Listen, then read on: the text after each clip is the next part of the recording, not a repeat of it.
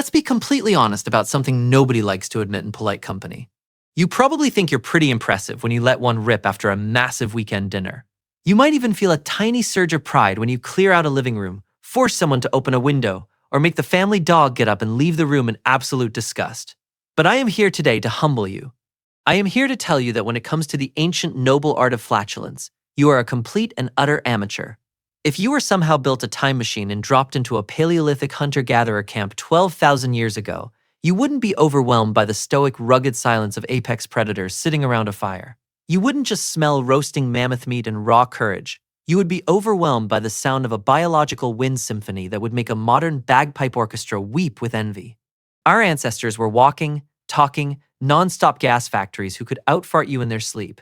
And the story of why they were so incredibly gassy, and why you permanently lost the ability to match them, is a bizarre saga of evolutionary biology, ancient Roman bathroom etiquette, and a microscopic apocalypse that happened right inside your own stomach. To understand why ancient humans were absolute wind gods, we first have to completely destroy the modern myth of the caveman diet. If you listen to fitness influencers on the internet today, they will tell you that our ancestors sat around eating giant slabs of prime rib and buffalo steaks all day. That is a complete biological lie. We actually know what ancient humans ate, because archaeologists have spent decades digging up and examining 10,000-year-old fossilized human poop, which scientists politely refer to as coprolites. And when researchers first cracked these ancient turds open in laboratories, they were genuinely confused.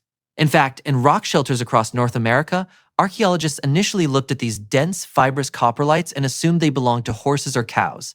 There was so much raw, undigested plant matter packed inside them, things like wild agave, yucca roots, seed husks, and tree bark, that scientists literally had to run DNA tests just to prove that a human being had produced them. Here is the simple, brutal math behind ancient human digestion. Today, the average modern human eating a Western diet barely manages to scrape together 10 to 15 grams of dietary fiber a day.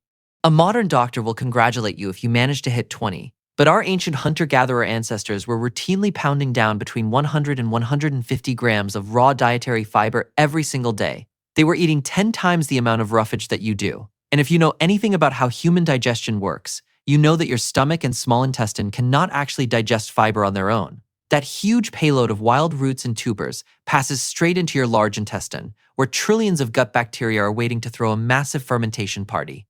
When gut bacteria ferment that much fiber, they generate three main biological byproducts: carbon dioxide, methane, and hydrogen. A normal, healthy modern human lets out roughly 10 to 12 tiny squeaks a day.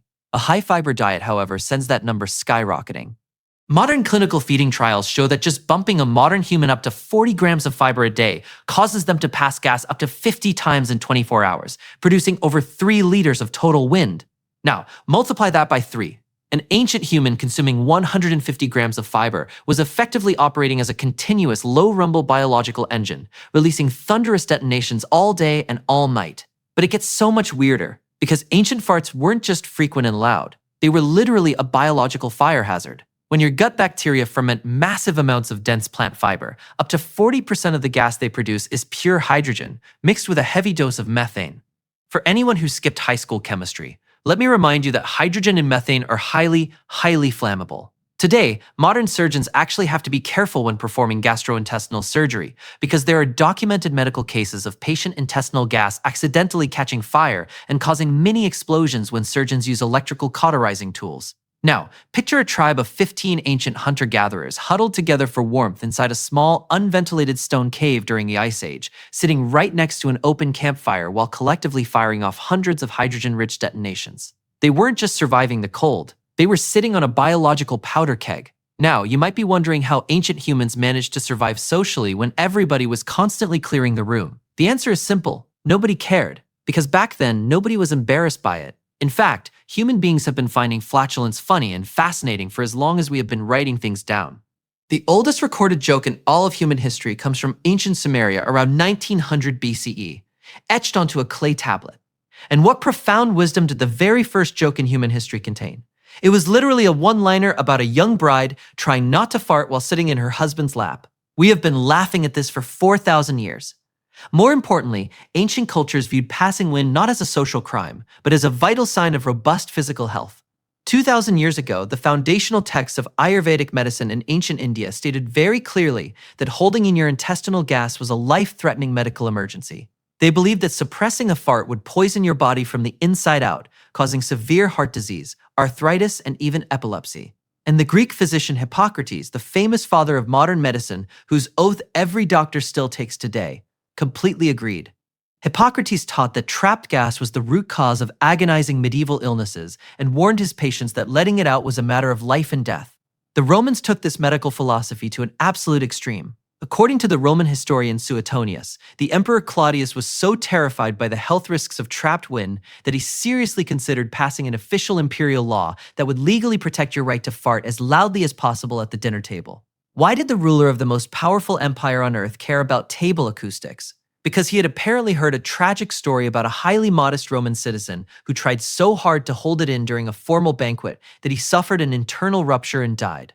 To save lives, Claudius wanted to make sure nobody ever held back again. And if you ever visited a public bathroom in ancient Rome, you would immediately understand their complete lack of shame. Roman public latrines had 0 dividers and 0 privacy.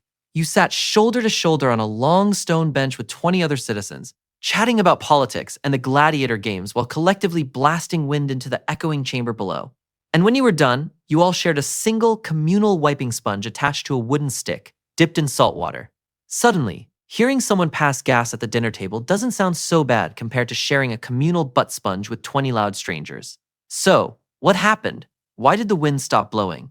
If our ancestors were all proud, loud, hydrogen-fueled gas giants, why are we sitting here today terrified that someone might hear a tiny squeak during a quiet meeting? You can blame a villain called the Agricultural Revolution. Around 12,000 years ago, human beings made the biggest lifestyle change in our evolutionary history. We stopped wandering around the wilderness, foraging for dozens of fibrous wild roots, tubers, and bark, and we figured out how to farm. We started growing easy-to-digest staple crops like domesticated wheat, rice, and corn. Almost overnight on an evolutionary timescale, our daily fiber intake plummeted off a cliff.